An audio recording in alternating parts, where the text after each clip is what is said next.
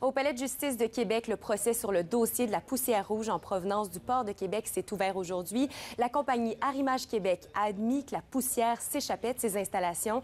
Mais Yannick, il reste encore deux importantes questions à trancher. Effectivement, quelle est l'étendue du territoire touché et la valeur des dommages subis par les citoyens? Dans la nuit du 25 au 26 octobre 2012, il y a de l'oxyde de fer qui s'est répandu dans les quartiers près du port de Québec. Maintenant, jusqu'où et ça vaut combien? Mais c'est ce qui sera déterminé au cours des prochaines semaines. Il y a une dizaine de milliers de citoyens qui habitent dans ces quartiers-là qui sont visés et le recours chiffre à 3 000 $ par personne les dommages. C'est beaucoup. Et pour les avocats d'Arrimage Québec et du port, c'est trop. On dit même que c'est démesuré.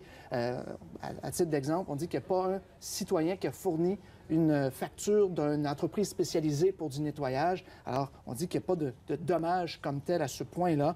Et on dit que le territoire qui est visé est beaucoup trop vaste en défense. Là-dessus, on va écouter la citoyenne qui a initié ce recours collectif-là, Véronique Lalande.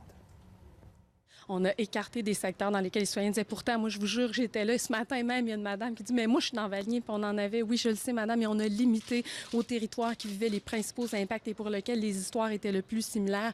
Tant qu'au montant des dommages, encore là, je trouve ça fascinant qu'on exige comme preuve de dommages qu'un citoyen s'appauvrisse de 2 000 à 3 000 $ pour après ça avoir le droit de citer.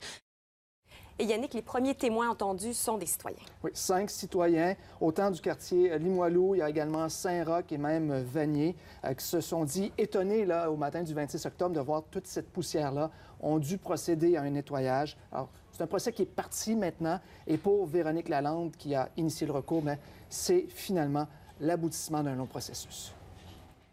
C'est beaucoup d'émotions et je pense qu'on l'a dit à plusieurs reprises. On n'était pas conscient que se rendre à procès, c'est à ce point une victoire.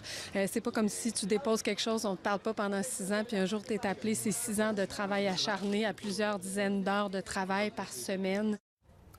Véronique Lalande va témoigner mercredi à ce procès et par la suite, mercredi la semaine prochaine, c'est le PDG du port de Québec, Mario Girard, qui doit témoigner. Témoignage attendu. Merci beaucoup, Yannick. Au revoir.